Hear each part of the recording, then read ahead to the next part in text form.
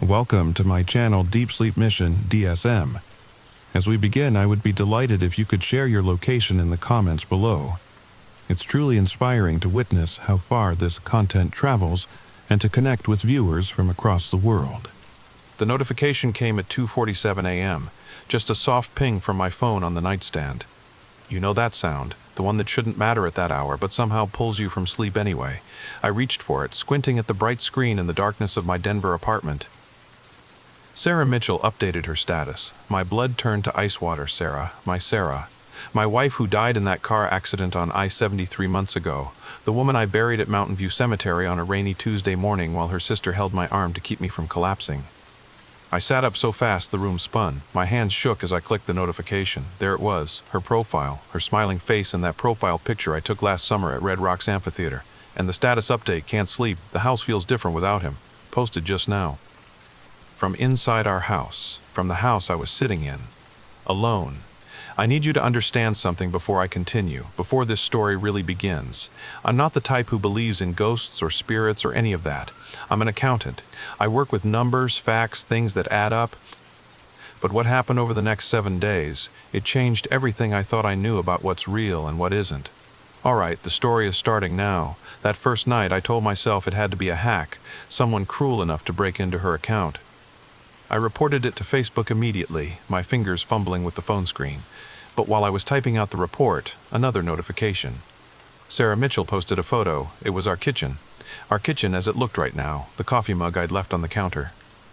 The dish towel hanging crooked on the oven handle.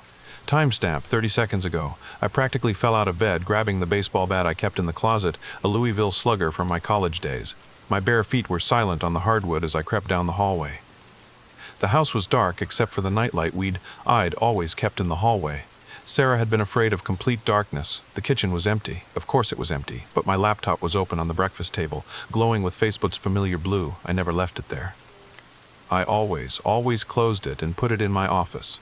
I approached slowly, bat raised. The screen showed Sarah's profile, logged in, active now, the little green dot mocking me. I slammed the laptop shut and checked every room, every closet, even the basement storage area where we kept Christmas decorations and old photo albums. Nothing. Nobody. Just me and the sound of my own terrified breathing. But there was something else. Something I didn't notice until I was standing perfectly still in our bedroom, holding my breath, the faint sound of typing. Click, click, click, rhythmic, familiar. It was Sarah's typing pattern. She'd always been a hunt and peck typist, never learned to type properly despite my offers to teach her. The sound was coming from everywhere and nowhere, from the walls themselves, it seemed. I followed it back to the kitchen, where my closed laptop sat silent and dark.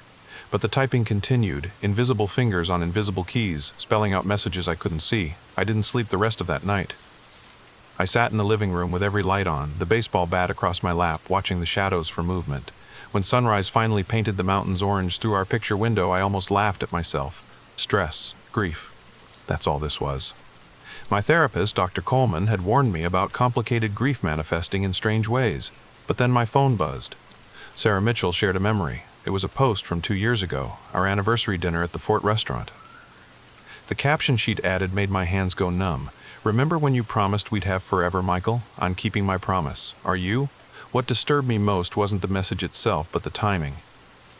Sarah had shared this memory at exactly 7:23 a.m., the precise time she used to wake up every morning, her internal clock more reliable than any alarm. Even in death, or whatever this was, she kept her schedule. I called in sick to work. First time in 5 years. My boss, Janet, sounded concerned but didn't push. Everyone at the firm had been walking on eggshells around me since the accident. I spent that day doing what any rational person would do, changed all my passwords. Called Facebook support, spent 3 hours on hold only to be told they'd investigate the matter. Installed new locks on all the doors, the expensive smart ones that alert your phone when they're opened. Set up one of those doorbell cameras even though I lived on the 3rd floor of a secured building. By evening, I'd almost convinced myself I'd imagined it all. Grief does things to your mind, makes you see things that aren't there, hear voices in the silence. I ordered Thai food from my favorite place on Colfax Avenue.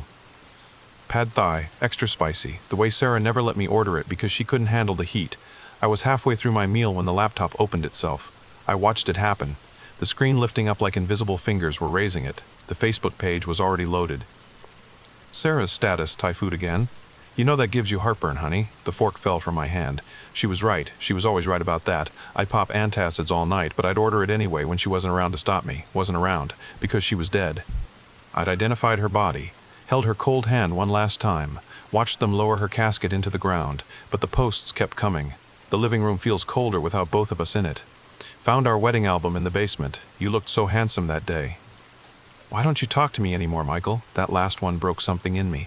I found myself typing a response before I could stop myself. Because you're dead, Sarah. You died. You left me. 3 dots appeared. She was typing. My dead wife was typing. I didn't leave, Michael. I'm right here. I've been here the whole time. You're the one who won't see me. I threw the laptop across the room. It hit the wall with a crack, the screen going dark. But my phone lit up immediately. Sarah Mitchell went live. My hands trembled as I opened the notification. The video was dark at first, then slowly came into focus. It was our bedroom. My bedroom. The camera was moving, floating through the space like someone was holding a phone, walking slowly. It approached the bed where I could see myself. Sitting on the edge of the bed, looking at my phone. I looked up at the exact moment the me in the video looked up. I was watching myself through a live stream that couldn't exist from a camera that wasn't there. The video ended. The caption read, "See? We're still together. I didn't stay in the apartment that night." Packed a bag and drove to the Hampton Inn near the airport, paying cash, giving a fake name. But at 2:47 a.m., exactly 2:47 a.m., my phone buzzed. Sarah Mitchell checked in at Hampton Inn Denver Airport. The attached photo was the room, my room, room 237, the bedspread I was lying on. My suitcase in the corner, my reflection in the dark TV screen. I sat up, scanning the room. "Sarah?" The word came out as barely a whisper. "Sarah, if you're here..." The phone buzzed, a private message this time. "Come home, Michael. This isn't our bed. These aren't our sheets. Come home." The message was accompanied by something that made my stomach lurch.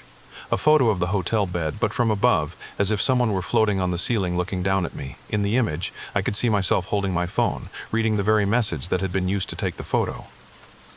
The timestamp showed it had been taken 3 seconds in the future. I should have been terrified. I was terrified. But underneath the fear was something else, a pull, like gravity. Like the way I used to feel when she'd call me to bed, patting the spot next to her, smiling that smile that made me fall in love with her all over again every single time. As I drove home, more notifications came. Photos of my car on the highway, taken from impossible angles. From overpasses I hadn't passed yet. From the median strip. From what looked like the sky itself. Each one tagged with our location, mapping my journey home like a GPS system operated by the dead. I drove home at 3 a.m., the highways empty except for a few long-haul truckers. The Smart Lock app showed no entries while I was gone, but when I opened the door, the smell of coffee hit me immediately. Fresh coffee. Her coffee, that special blend from the shop on Pearl Street she'd order online because they didn't sell it in stores. 2 mugs sat on the kitchen counter. Steam still rising. My phone vibrated. A relationship status update. Sarah Mitchell is married to Michael Chen. Present tense. Is, not was. I picked up one of the mugs with shaking hands. It was exactly how she made it. 2 sugars, just a splash of cream. I took a sip and nearly dropped it. It tasted like her lips, like the morning kisses that tasted of coffee and promises of lazy Sundays. But as I drank, I noticed something that made my skin crawl. The coffee was still hot, impossibly hot, as if it had been poured seconds ago. But the timestamp on her check-in post showed she'd been here for over an hour. Time worked differently in whatever space she inhabited now. "Sarah." I said it louder this time, to the empty kitchen. "Sarah, please. This can't be real." The laptop I'd thrown was back on the breakfast table, screen intact, showing her Facebook page. A new post was appearing, letter by letter, like she was typing it in real time. "Real is relative, my love. What's real? The car accident? The funeral? Or me here now, trying to reach you? Which reality do you want to believe?" I found myself at the table, my fingers on the keyboard before I knew what I was doing. "The accident was real. I saw you. I identified your body." Her response was immediate. "You saw what you needed to see, what they needed you to see." "But I never left our home, Michael. I couldn't leave you. This is impossible." "Is it? How many times did we joke that I spent more time on Facebook than in the real world? Maybe I just stayed where I was most comfortable." A photo appeared. It was me, just seconds ago, hunched over the laptop, tears streaming down my face. I hadn't even realized I was crying. Over the next 3 days, I fell into a routine that would have seemed insane to anyone watching from the outside. But from the inside, it almost made sense. I'd wake up to her good morning posts, share breakfast with her updates about the news, the weather, our neighbors. She'd comment on my day through status updates, like she was watching everything I did. Don't forget to eat lunch. You always forget when I'm not there to remind you. The Henderson's dog is barking again. Some things never change. Watching you sleep, you still snore. I still don't mind. Dr. Coleman called twice. I didn't answer. What would I tell her? That my dead wife was posting on Facebook, that she was living in the internet somehow? That I was starting to prefer this digital ghost to the empty reality without her? My sister Amy came by on day 4, banged on the door until I had to answer or risk the neighbors calling the police. "Michael, you look terrible," she said, pushing past me into the apartment.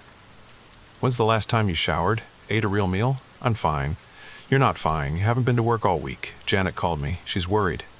Amy stopped, staring at the laptop, at the Facebook page, at the constant stream of Sarah's posts. "Michael, what is this?" "It's her," I said simply. "She's still here." Amy's face went through a series of expressions: concern, confusion, then something like fear. "Michael, someone's hacking her account. This is sick. We need to. Look at the timestamp," I interrupted, pointing at the latest post. "Look at the photo." The post was from 30 seconds ago. The photo was of us, Amy and me, standing in my living room from an angle that would have required someone to be floating near the ceiling. Amy's face went pale. "What the hell?" My phone buzzed. Sarah had tagged Amy in a post. "Hi, Amy. Thanks for checking on him. He forgets to take care of himself without me." Amy grabbed her purse and backed toward the door. I can't, Michael. You need help. Professional help." She left quickly, almost running. I heard her footsteps on the stairs, taking them 2 at a time. Sarah's next post. "She never did like me much." It was true. Amy had thought Sarah was too controlling, too needy. She'd warned me not to marry her, said Sarah would consume my whole life. Maybe she had been right. Maybe Sarah had consumed my life so completely that even death couldn't break her hold. By the 5th day, I'd stopped questioning it, stopped fighting it. Sarah was here in whatever form, and wasn't that better than her being gone? We fell into our old rhythms, translated into this new digital language.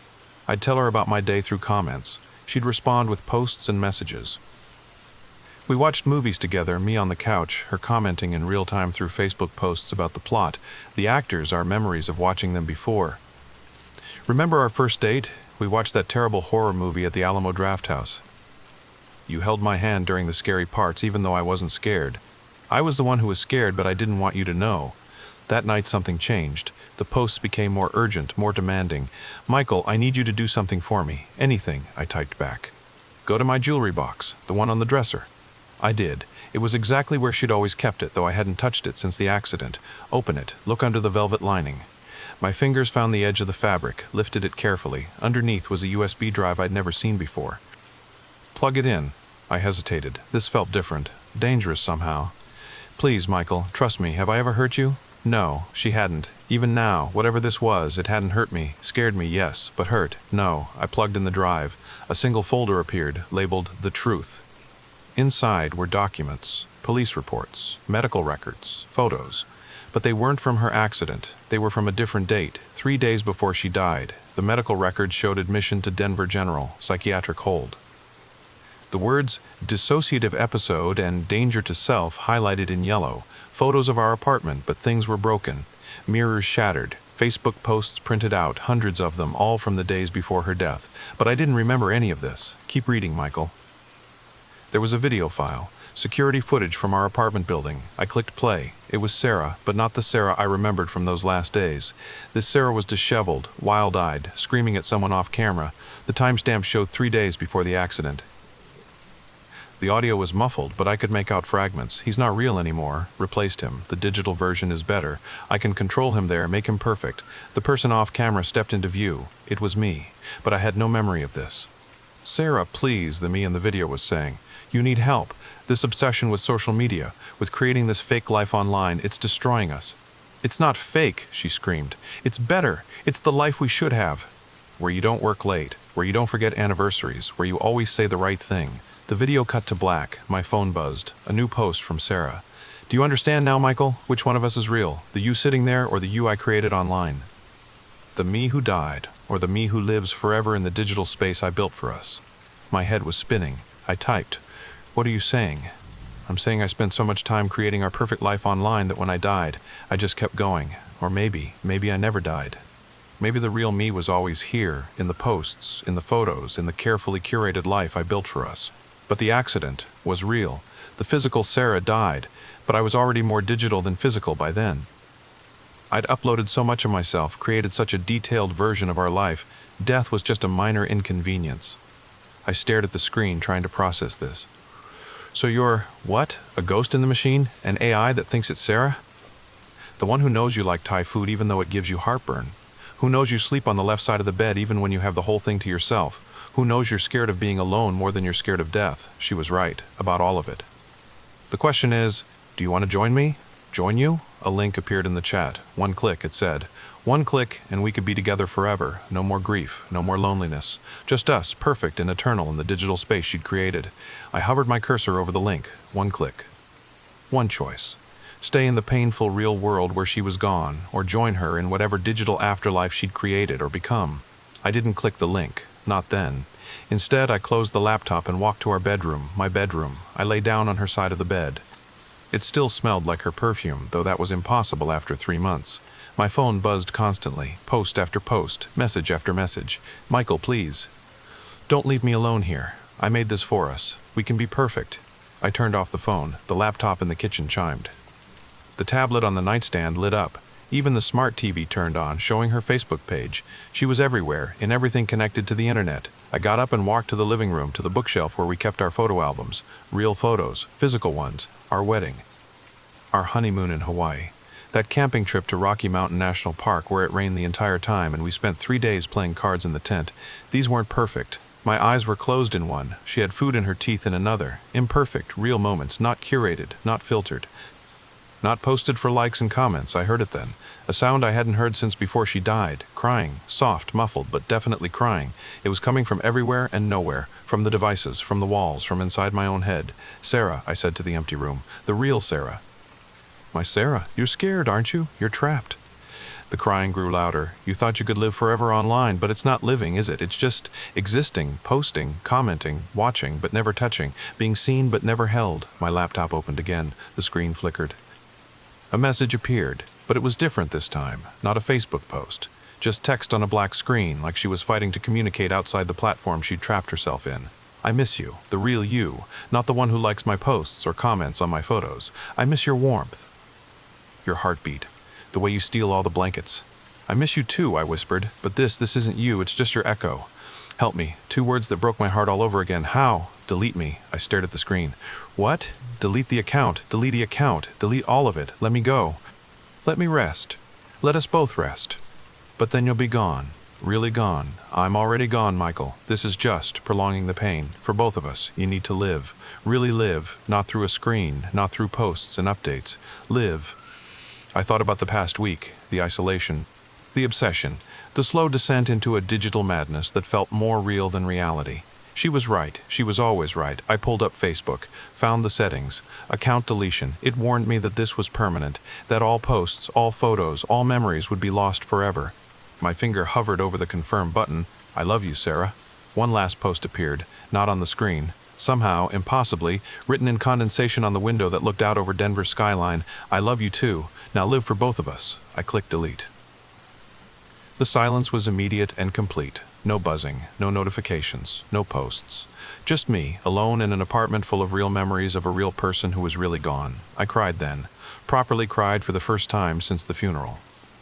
Grieved not just for Sarah, but for the digital ghost I'd just exorcised. For the perfect life that never existed. For the messy, imperfect, beautiful reality we'd had and lost. The next morning, I woke up to actual silence. No phone buzzing, no updates.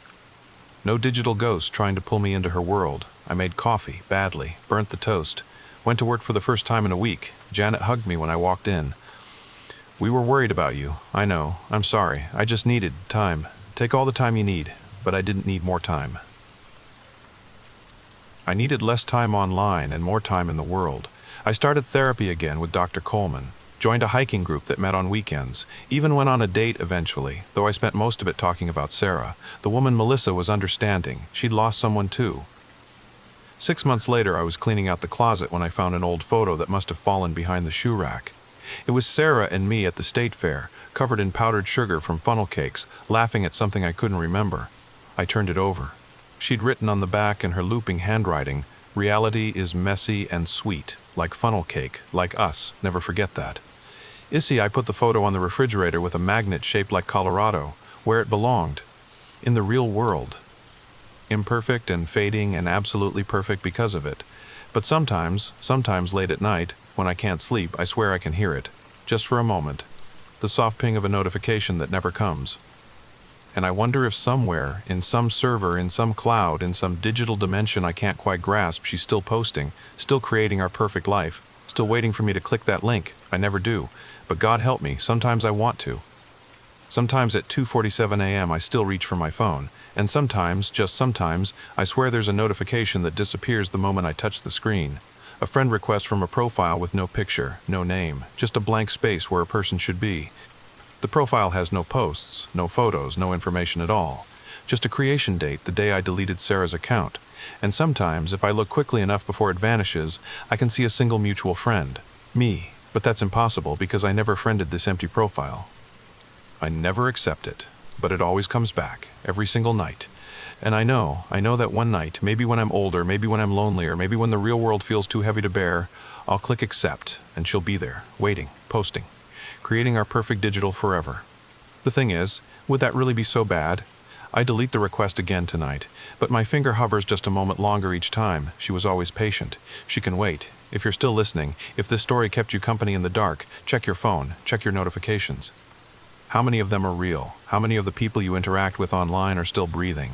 And that friend request you've been ignoring, maybe you should look closer at the profile. Maybe you'll recognize something in those posts, something familiar, something that shouldn't exist but does. Sweet dreams, and remember, we're all just one click away from a different reality. The question is, which one will you choose? Tell me in the comments, have you ever received a message from someone who shouldn't be able to send one? I'd love to hear your stories. Like and subscribe if you want to hear more, because I have more stories. Stories about the things that live in the spaces between the real and the digital, and sometimes they write back. Story number 2. The coffee mug slipped from my hand and shattered on the kitchen floor. Not because I was clumsy, but because standing in my doorway, holding my roommate Jake's hand, was Sarah Chen. My Sarah Chen. The same Sarah who died in my arms 3 years ago after that accident on Highway 101. The same dimple on her left cheek when she smiled. The same way she tucked her hair behind her ear when she was nervous. The same laugh that used to make my worst days better. But she looked at me like a complete stranger. "Oh my God, I'm so sorry," I stammered, dropping to collect the broken pieces. You look exactly like someone I used to know," she laughed. "That laugh, don't worry about it. I get that a lot. I must have one of those faces." She extended her hand as I stood up. "I'm Sarah, by the way. Jake's told me so much about you, Marcus." Her hand was warm, real, alive. How do you shake hands with a ghost? If you're listening to this at night, maybe check that your doors are locked. Because what I'm about to tell you will make you question everything you think you know about death, about memory, and about the people sleeping in the room next to yours. The story begins now. Living in downtown Portland had its perks. The apartment Jake and I shared on Northwest 23rd Street was perfect. Exposed brick walls, huge windows overlooking the city, and just a 10-minute walk from Powell's Books where I worked. We'd been roommates for 2 years, and honestly, Jake was the best roommate I'd ever had. Clean, quiet, paid rent on time. We weren't best friends, but we got along well enough. That Tuesday evening changed everything. I was making dinner, nothing fancy, just pasta with marinara, when I heard Jake's key in the lock. "Hey Marcus," he called out, "I want you to meet someone special." I turned from the stove, ready with my usual friendly roommate smile, and that's when my world tilted sideways. Sarah stood there in our doorway. Not someone who looked like Sarah, not Sarah's twin or cousin or doppelganger, it was her. Every detail was perfect, too perfect, too perfect. The small scar above her right eyebrow from when she fell off her bike at age 7, the way she stood with her weight slightly on her left foot, the constellation of freckles on her nose that I used to trace with my finger. "Marcus?" Jake's voice seemed to come from very far away. "You okay, buddy?" The broken mug, the coffee spreading across the floor, my hands shaking as I grabbed paper towels. "Yeah, sorry, just Butterfingers today." I forced myself to look at her again. "Nice to meet you, Sarah." She helped me clean up the mess, and that made it worse somehow. The way she moved was exactly right. The way she hummed under her breath while wiping the floor, it was the same tuneless melody Sarah always hummed when she was focused on something. "So how long have you two been?" I gestured vaguely between them. "About 3 weeks," Jake beamed, putting his arm around her. "We met at that new coffee shop on Burnside, Stumptown. She was reading Murakami, and I just had to talk to her. Norwegian Wood. Sarah's favorite book. She'd read it to me during our road trip to Crater Lake, right before. That's great," I managed. "Really great. They settled onto the couch while I finished cooking, Jake telling the story of how he'd nearly spilled his coffee trying to impress her. Sarah laughed at all the right moments, but her eyes, something was off about her eyes. They moved around our apartment like she was cataloging everything, memorizing it. During dinner, I couldn't stop staring. Every mannerism, every gesture, every word was perfectly Sarah, but also wasn't. Like someone had studied hours of footage and learned to imitate her flawlessly. But there were these tiny gaps, microseconds where her expression would go completely blank before snapping back to normal. "Marcus works at Powell's," Jake was saying, in the rare book section. "Oh, I love old books," Sarah said, and my fork froze halfway to my mouth. "There's something about the smell of old paper, like vanilla and almonds." The exact words. The exact words Sarah had said on our first date 4 years ago. Have you ever been to Portland before?" I asked carefully. She tilted her head. That familiar gesture that used to mean she was thinking, "It's strange. Sometimes I feel like I have, but I can't remember when. I moved here from Seattle 2 months ago for work. What do you do? Graphic design." "Freelance mostly," she trailed off, that blank look flashing across her face again. I work from home." Jake squeezed her hand. "She's being modest. She's incredibly talented. You should see her portfolio." The conversation continued, but I was somewhere else, 3 years in the past, holding the real Sarah as the rain poured down on Highway 121. The truck that had swerved into our lane. The sound of metal crushing metal. Her blood on my hands as I tried to stop the bleeding. Her last words, "I'll find you again, Marcus." Somehow, I'd thought it was just the delirium of dying. People say all kinds of things when... "Marcus?" Jake was looking at me with concern. "You sure you're okay? You've been really quiet. Just tired. Long day at work." I stood up, needing distance from her, from whatever was wearing Sarah's face. "I think I'm going to turn in early." "Oh, before you go," Sarah said, and she pulled out her phone. "Could I get your number?" Jake says you know all the best restaurants in the neighborhood, and I'm still learning my way around. I watched my hands type my number into her phone like they belonged to someone else. When I handed it back, our fingers brushed, ice cold. Her skin was ice cold. But she didn't seem to notice my flinch, just smiled that perfect Sarah smile and said, "Thanks, Marcus. It was really nice meeting you. I locked my bedroom door that night." First time in 2 years of living with Jake. Then I sat on my bed and pulled out my laptop, typing Sarah Chen Obituary Portland 2022 into Google.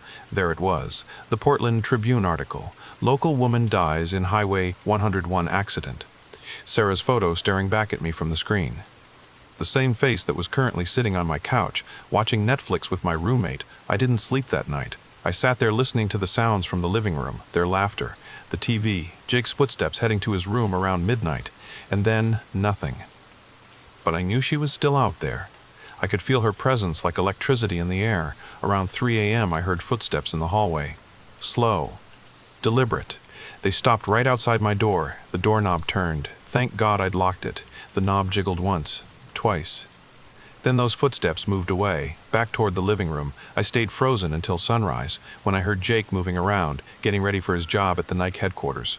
Only when I heard both of them leave did I finally emerge. The living room looked normal. Except, on the coffee table, written in the dust, were 2 words, "Remember me?" The next few days were torture. Sarah was at our apartment constantly, and every interaction felt like walking through a minefield. She'd make references to things only my Sarah would know, places we'd been, jokes we'd shared. But whenever I tried to probe deeper, that blank look would return. "Have we met before?" I asked her one evening while Jake was in the shower. "Before the coffee shop, I mean?" She was sketching something in a notebook, and I recognized the drawing style immediately. The same flowing lines Sarah used to use. "I don't think so," she said without looking up. "But do you ever get déjà vu, like you're living someone else's memories?" My blood went cold. "What do you mean?" She finally looked at me, and for just a second I saw something flicker in her eyes. Recognition? Fear? "Sometimes I have these dreams. About places I've never been, people I've never met. There's this lake with the bluest water, Crater Lake, where I'd proposed to Sarah the day before the accident, and there's someone with me, but I can never see their face. They're always just out of view." She shook her head. "Sorry, that's weird. I don't know why I'm telling you this." "It's not weird," I said carefully. "Dreams can feel very real sometimes." She went back to sketching, but I saw what she was drawing now. It was the view from Crater Lake. Perfect in every detail. That night, I made a decision. I had to know what was happening, so I waited until Jake was asleep, then crept into the living room where Sarah was still up, reading Norwegian Wood, I said, making her jump. "God, Marcus, you scared me." She put her hand over her heart, but I noticed she wasn't breathing hard. No real surprise reaction. Why that book? I asked, sitting across from her. I've always loved it, ever since. She frowned. I can't remember when I first read it. Sarah. I said her name with all the weight of our history. Look at me. She did, and for a moment the mask slipped completely. I saw confusion, fear, and underneath it all, love. The same look she'd given me as she died. I know you, she whispered. I don't know how, but I know you. You feel so familiar it hurts. The lake in your dreams, I said slowly. Was there a ring? Her hand flew to her left ring finger where there was nothing, but she rubbed it like something should be there. How did you know that? Before I could answer, Jake's bedroom door opened. Everything okay out here? Sarah's face went blank again. That terrifying emptiness. Everything's fine, babe. Marcus couldn't sleep either. We were just talking about books. Jake looked between us, and I saw something in his expression. Suspicion? Well, don't stay up too late. Sarah, you coming to bed? She stood up mechanically. Of course. As she passed me, she dropped her bookmark. When I bent to pick it up, I saw she'd written something on it. Help me remember. The next morning, I called in sick to work. I needed answers. I drove out to Laurelhurst Cemetery, to Sarah's grave. I hadn't been there since the funeral. The headstone was still there. Sarah Chen, 1996, 222, beloved daughter and friend. But the ground in front of it was disturbed. Not obviously, but I could see places where the grass grew differently. Newer. She came back 2 months ago. I spun around. An elderly groundskeeper stood there leaning on a rake. I'm sorry. He looked at the grave. 2 months ago, morning shift found this grave all torn up, like something had clawed its way out from inside. Management covered it up quick. Bad for business, you understand. Probably just animals, they said. He shook his head. But I've worked here 40 years, never seen animals that could break through a sealed casket from the inside. My hands were shaking. Did anyone report it to the police? Report what? An empty grave? The body was gone, son. Nothing to report. He started to walk away, then paused. But if you ask me, sometimes the dead don't stay dead, not when they have unfinished business. I drove home in a daze. Sarah had died. I'd been there. I'd held her body. I'd attended her funeral, but now she was back, and she didn't remember dying. Didn't fully remember me. When I got home, Jake was at work, but Sarah was there, sitting at the kitchen table with her laptop. We need to talk, I said. She looked up, and this time the recognition was immediate. Marcus, my Marcus. You remember? Pieces, fragments. Like trying to hold water in my hands, she stood up, moving toward me. I remember loving you. I remember a ring. I remember rain and pain and telling you I'd find you again. You died, Sarah, 3 years ago. She nodded slowly. I know. I don't know, but I know. Does that make sense? She laughed bitterly. Nothing makes sense anymore. Why, Jake? Why are you with my roommate? I don't know. I was drawn here, to this building, to this apartment, and when I met him, it felt safe. Like I was close to where I needed to be. She reached out, then pulled her hand back. But every time I look at you, it's like my heart is being pulled out of my chest, like my body remembers even when my mind doesn't. I wanted to hold her. God, I wanted to hold her so badly. What's the last thing you clearly remember? I asked. She thought. Waking up 2 months ago. In an apartment in Seattle that I apparently had been living in for years, with a job I didn't remember getting, and a life that felt like wearing someone else's clothes. But everyone knew me, had photos with me, had memories of me, except they weren't my memories. And before that, nothing. Like I didn't exist before 2 months ago, she paused. Except in dreams. In dreams I remember everything, us, our life, the accident. Then why don't you remember when you're awake? She gave me a look that was pure Sarah, frustrated and determined. That's what I'm trying to figure out. Something won't let me remember. Every time I get close, it's like there's this wall in my mind. That night changed our dynamic completely. Jake noticed something was different. Sarah and I were careful never to be alone together, barely made eye contact. The apartment felt like a powder keg waiting for a spark, but the dreams got worse, not mine, hers. I'd hear her crying out in Jake's room, calling my name. Jake would try to comfort her, but she'd push him away, stumbling into the bathroom where I'd hear her sobbing. One night, around 2 a.m., I found her in the kitchen, making tea with shaking hands. I remembered something, she whispered. The proposal. Crater Lake. You got down on one knee right as the sun was setting, and you said that I wanted to watch every sunset with you for the rest of our lives, I finished. She nodded, tears streaming down her face. We never got to watch another sunset. Sarah, I reached for her, but she stepped back. Don't. If you touch me, I don't know what will happen. I feel like I'm barely holding myself together as it is. She wiped her eyes. There's something else. In the dreams, after the accident, I remember being somewhere else, somewhere dark and cold. And there was a voice offering me a deal. What kind of deal? To come back, to find you again. But She struggled to remember. There were conditions, rules. I had to forget. I had to start fresh. I couldn't just come back to my old life, but you're remembering anyway. Which means I'm breaking the rules. She looked at me with those familiar brown eyes. Marcus, I'm scared. What if I'm not supposed to be here? What if whatever brought me back? The lights in the kitchen flickered. The temperature dropped so fast I could see my breath. Sarah? Her eyes had rolled back, showing only white. When she spoke, it wasn't her voice. It was something older, deeper, wrong. She made a bargain. Memory for life. Love for existence. She's breaking the terms. Who are you? I demanded. The keeper of contracts. The guardian of the threshold. She cannot have both worlds. Sarah's body convulsed, and she collapsed. I caught her before she hit the floor. Sarah! Sarah, wake up! Her eyes fluttered open. Her normal, beautiful eyes. Marcus, what happened? You don't remember? She shook her head, then winced. My head is killing me. Did I faint? I helped her to the couch. She was burning up with fever now, her skin flushed. I should get Jake, I said, but she grabbed my hand. No, please, just stay with me. I'm remembering more. The accident, the hospital.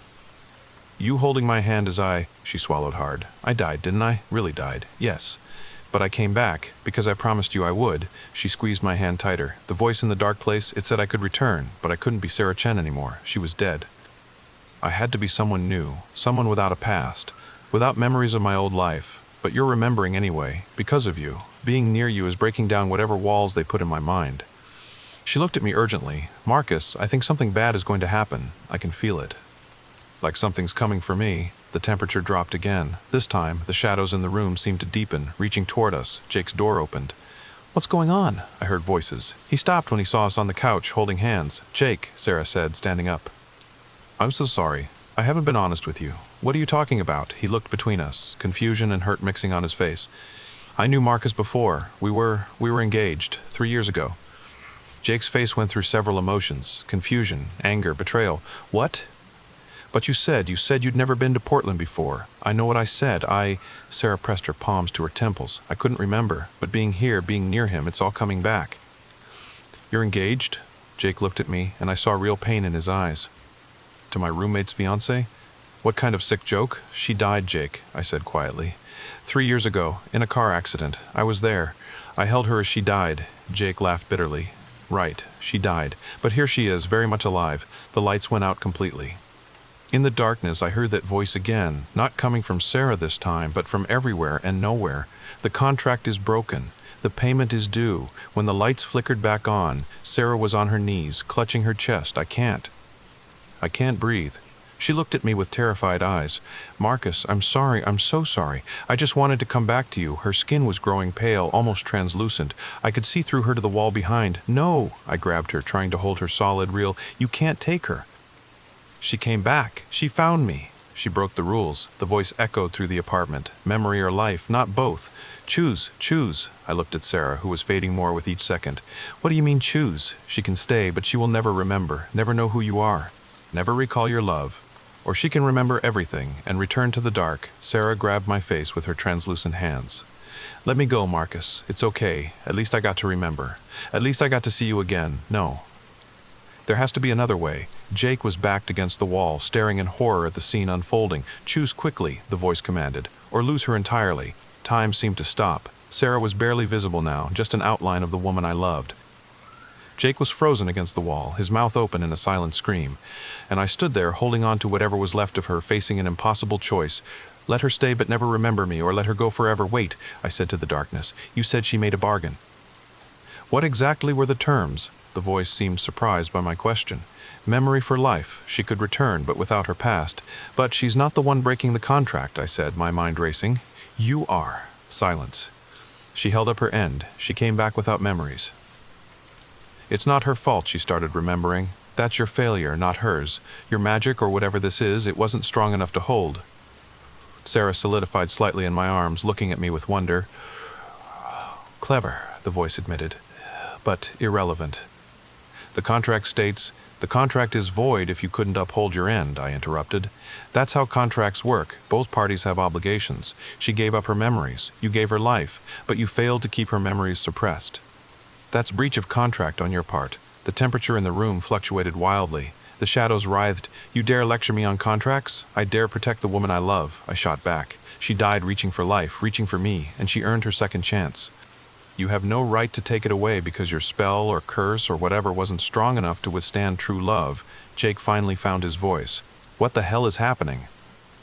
But I didn't look away from the darkness that seemed to be coalescing in the corner of the room. True love, the voice mused. And now it sounded almost amused.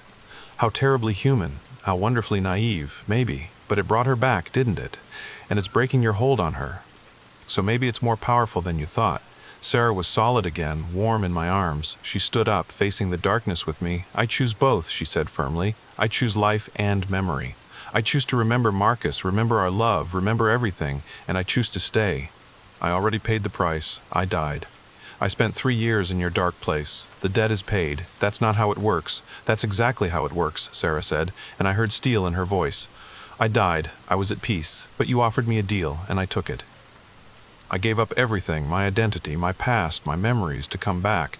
But love is stronger than your rules. It always has been. The darkness seemed to pulse, considering. Jake stepped forward, still looking shell-shocked, but finding his courage. Look, I don't understand any of this. But if she died and came back, then she's been through enough. Let her stay. Please. I felt something shift in the room. The oppressive presence was withdrawing. Very well, the voice said finally. The contract is amended. She may stay. She may remember. But there is still a price. What price? I asked warily. She exists between worlds now. Neither fully living nor dead. She will age slower, heal faster, and she will see things others cannot, the thin places where worlds meet, the others who have made bargains. The creatures that move in shadows. This is her burden now. Sarah squeezed my hand. I can live with that. Then it is done. The darkness dissipated like smoke. The temperature returned to normal. The apartment looked exactly as it had before, except Sarah was different. Still beautiful, still her, but there was something otherworldly in her eyes now. A depth that hadn't been there before. Jake sank onto the couch. Can someone please explain what just happened, in terms that make sense? Sarah sat beside him. Jake, I'm so sorry. I never meant to hurt you. When I came back, I didn't remember anything. I was drawn to this apartment, to you, but it was because you were connected to Marcus. My soul was trying to find its way home. So you really died? Jake asked. And came back? Yes. And you and Marcus were engaged? Yes. Jake looked at me. Why didn't you say anything? Would you have believed me? Hi, Jake, your new girlfriend is my dead fiancé? He laughed shakily. Point taken. He looked at Sarah. So what happens now? Sarah looked at me, and I saw all our history in her eyes. The love, the loss, the impossible return, now, she said softly. I get to watch sunsets with Marcus again. Like we promised, Jake stood up. I'm going to need a lot of time to process this, and probably therapy, definitely therapy. He headed for his room, then paused. For what it's worth, I'm glad you found each other again, even if it's the weirdest thing I've ever been part of. When we were alone, Sarah finally let me hold her. She was solid, warm, real. I remembered everything the moment I saw you, she whispered. But every time I tried to say something, tried to reach out, it was like my mouth wouldn't work, like something was controlling me. It's over now, I said, breathing in the scent of her hair. Still vanilla and cinnamon, just like before, is it? She pulled back to look at me. I'm not the same, Marcus. I can feel it. I'm something else now. Something in between. I don't care. You're here. You're you. That's all that matters. She kissed me then, and it was like coming home after a long, cold journey. But when we pulled apart, I saw her looking at something over my shoulder. Marcus, we're not alone. I turned. There was nothing there. What do you see? Someone else who came back, she said quietly. They're everywhere in the city. People who died and made bargains. People who couldn't let go. She shivered. I can see them all now. This was our new reality. Sarah was back, but she was changed. She could see the hidden world, the spaces between life and death. That was 6 months ago. We got married again last month. Small ceremony at Crater Lake, where it all began. Jake was my best man. He'd eventually accepted everything, though he still jumps whenever Sarah mentions seeing something the rest of us can't. She was right about the others. Portland is full of them, people who made bargains, who came back different. Sarah helps them sometimes, the newly returned who don't understand what's happened to them. She's become something of a guide for the in-between. But late at night, when the shadows grow long and the world feels thin, I wonder about the price we really paid. Sarah says she's happy, that being different is worth being together. But sometimes I catch her staring at nothing, watching things I can't see, and there's a loneliness in her eyes that breaks my heart. She's with me, but she's also somewhere else, forever caught between two worlds. Last night she woke up gasping, grabbing my arm. What's wrong? I asked. I saw how it ends, she whispered. Not now, not soon, but eventually. When you die, really die, you won't be able to come back like I did. The door only opens once for each soul. Then we'll make the most of the time we have, I said. She nodded, but I saw the truth in her otherworldly eyes. She'll outlive me, maybe by decades, maybe by centuries. That's the real price of her return, but as I hold her now, feeling her heartbeat against mine, I know we'd both make the same choice again. Love is worth any price, even if it means one day she'll be the one holding me as I fade, knowing she'll have to let me go, knowing she can't follow where I'm going, not this time. So if you're lying in bed right now, listening to this, wondering if it's just a story, pay attention to the shadows in your room, to the spaces that seem a little too dark, to the feeling that you're not quite alone, because Sarah tells me they're everywhere, the returned, walking among us, loving us, trying to remember what it felt like to be fully alive. Maybe you know one, maybe you love one, maybe you are one, and you just don't remember. Sweet dreams.